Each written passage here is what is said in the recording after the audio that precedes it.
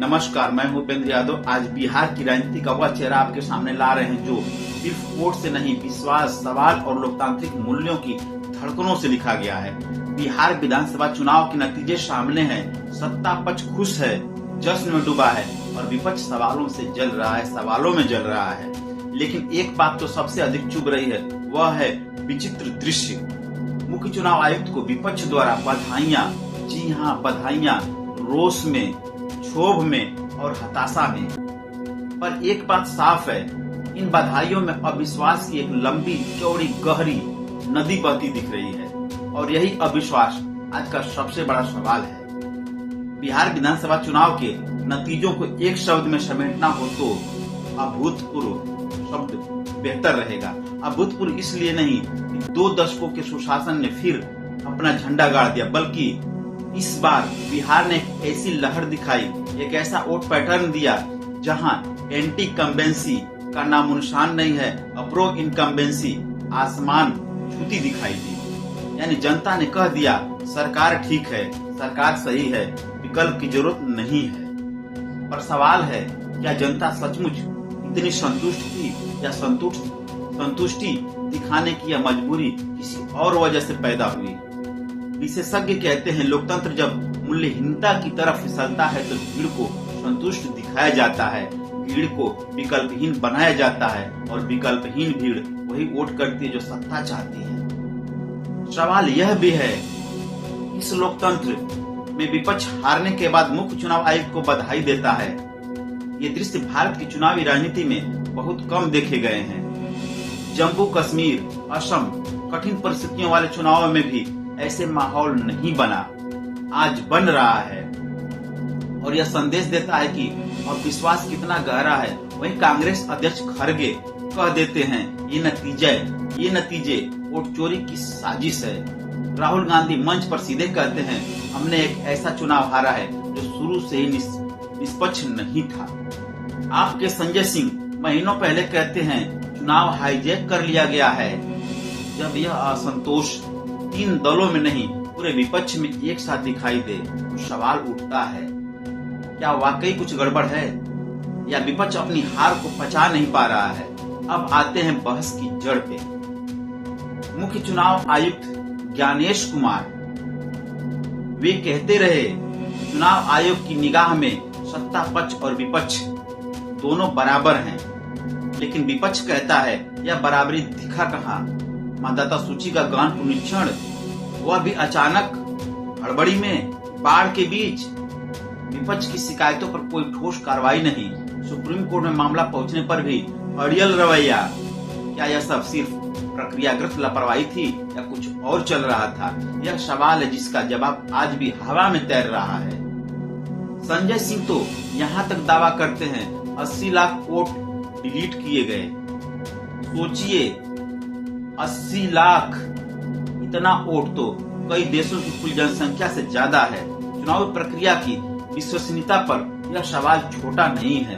अब बात करते हैं उस प्रक्रिया की जिसने पूरे चुनाव को 52 सवालों के कटघरे में खड़ा कर दिया। सत्ता पक्ष ने बेरोजगारों, बुजुर्गों, महिलाओं सबके बैंक खाते में सीधी मदद भेजी। सत्ता पक्ष कहता है यह कल्याणकारी योजना है और विपक्ष कहता है यह वोट खरीदने की स्कीम है। विश्लेषकों के अनुसार राशि का अनुमान लगभग 30,000 करोड़ रुपए।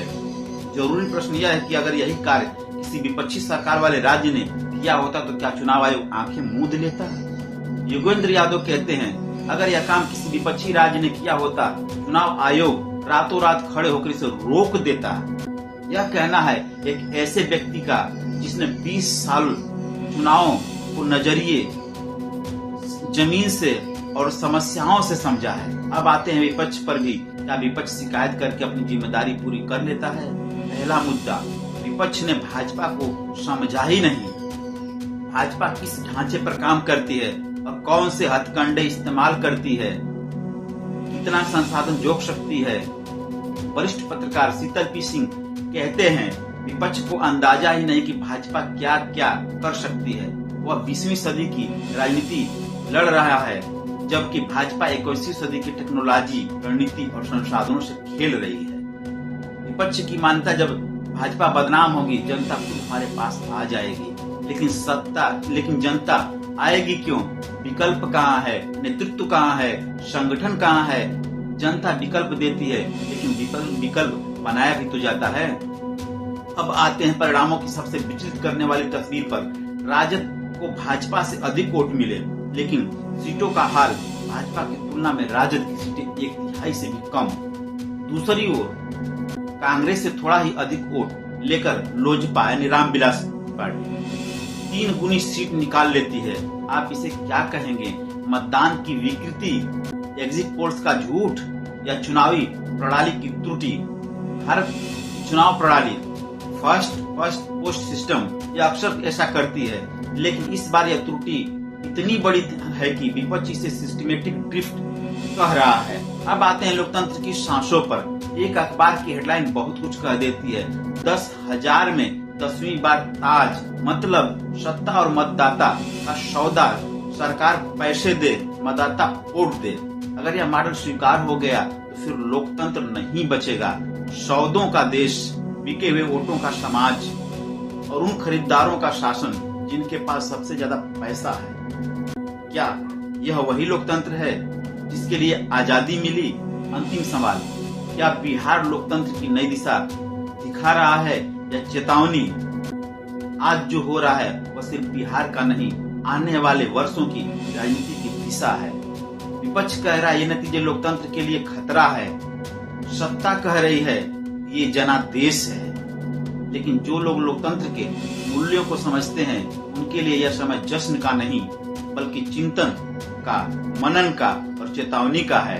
तो सवाल यही है, बिहार ने जीत दी है लेकिन लोकतंत्र ने क्या खो दिया और क्या यह खोने आने वाले भारत का भविष्य है? इसी सवाल के साथ नमस्कार। अगर हमारी वीडियो अच्छी लगी हो लाइक, शेयर और फॉलो जरूर करें।